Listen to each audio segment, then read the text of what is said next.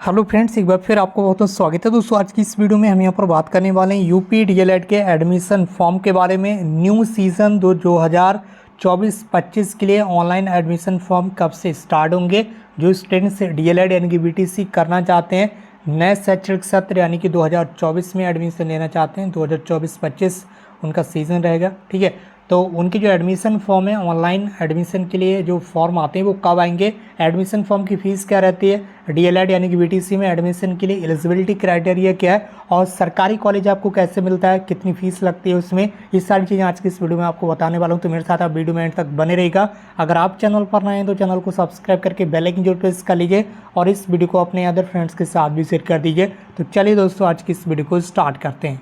तो दोस्तों हम यहाँ पर बात कर लेते हैं पिछले साल के नोटिफिकेशन के अकॉर्डिंग। आपका जो नोटिफिकेशन आया था पिछले साल वो मई के महीने में आया था। ठीक है, तो इस बार भी पूरी उम्मीद है कि मई 2024 में डीएलएड एडमिशन के लिए आपके जो फॉर्म है वो जारी कर दिए जाएंगे। मई 2024 में आपका जो नोटिस है वो पीएनपी की तरफ से आ जाएगा। ठीक है, और उसके बाद आपके जो ऑनलाइन आवेदन है वो स्टार्ट हो जाएंगे मई के लास्ट वीक या फिर जून के फर्स्ट वीक में। पिछली बार क्या होता है, जून के फर्स्ट वीक में आपके ऑनलाइन आवेदन स्टार्ट हो गए थे। ये पिछले साल का ऑफिशियल नोटिफिकेशन है, इसी के अकॉर्डिंग हम यहाँ पर बात करने वाले हैं। ठीक है, तो सबसे पहले तो हम यहाँ पर बात कर लेते हैं कि इसकी एलिजिबिलिटी क्राइटेरिया क्या रहता है। अगर आप डीएलएड यानी कि उत्तर प्रदेश में बीटीसी करना चाहते हैं तो इसके लिए योग्यता क्या रहती है।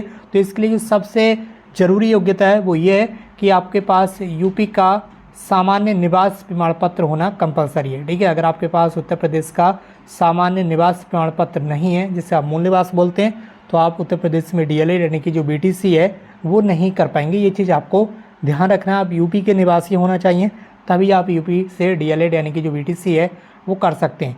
इसके साथ ही यहाँ पर अगर बात करें एलिजिबिलिटी क्राइटेरिया के बारे में, एजुकेशनल क्वालिफिकेशन के बारे में, तो एजुकेशनल क्वालिफिकेशन में आपका जो 10th क्लास है वो कंप्लीट रहना चाहिए। उसके बाद 12th क्लास कंप्लीट रहना चाहिए।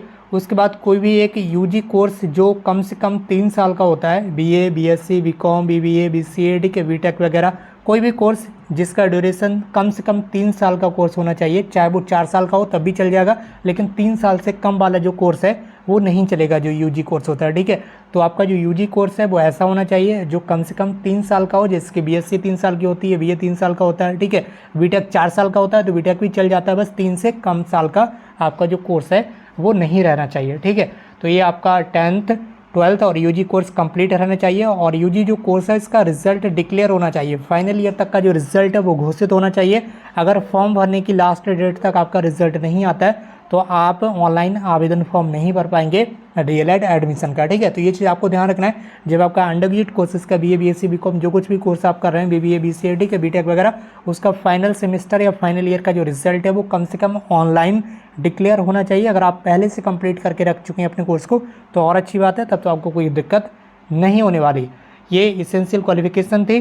ठीक है, इन तीनों कोर्सेज़ की क्या होता है, आपकी परसेंटेज को ऐड किया जाता है, जिसकी मान लीजिए हाई स्कूल में आपकी 80 परसेंटेज है और इंटर में आपकी 70 परसेंटेज है और ग्रेजुएशन में आपकी 60 परसेंटेज है। तो इन तीनों को जोड़ लिया जाता है। ठीक है, अब इस तरह तीनों को जोड़कर जितना भी आता है आपका, ठीक है, मान लीजिए आपका 230 आया, किसी का 229 आया, ठीक, किसी का 228 आया, किसी का 231 आया, तो इस तरह से ये आपका मेरिट बनता है ऊपर से नीचे की तरफ। ठीक है, जिन स्टूडेंट्स की मेरिट सबसे ज़्यादा होती है, जिसकी 231 सबसे ज़्यादा हुई, 230 उससे कम, 227 उससे कम, 29 उससे कम, ठीक है, तो इस तरह से ऊपर से जिन स्टूडेंट्स की परसेंटेज ज़्यादा होती है उन स्टूडेंट्स को गवर्नमेंट कॉलेज मिलता है। ठीक है, उत्तर प्रदेश में गवर्नमेंट कॉलेजेस में जो सीट्स की संख्या है वो लगभग 10,000 के समथिंग है। ठीक है, 10,000 के समथिंग, लगभग 10,000 सीटें जो हैं वो गवर्नमेंट कॉलेजेस में हैं। बाकी 2 लाख से ज़्यादा सीटें जो हैं, 2.25 लाख के आसपास जो सीटें हैं वो प्राइवेट कॉलेजेस में हैं। ठीक है, और गवर्नमेंट कॉलेज में सीटों की संख्या वो केवल 10,000 है। तो उतने स्टूडेंट्स को ही ऊपर से, जिनके मार्क्स रैंक अच्छी होती है, ठीक है, जो मेरिट अच्छी होती है, जिनकी परसेंटेज अच्छी होती है हाई स्कूल, इंटर, ग्रेजुएशन में, उनको सरकारी कॉलेज मिल जाता है। तो 2-3 चीज़ें यहाँ पर आपको पता चल गई, एलिजिबिलिटी क्राइटेरिया और फॉर्म वगैरह कब आएंगे।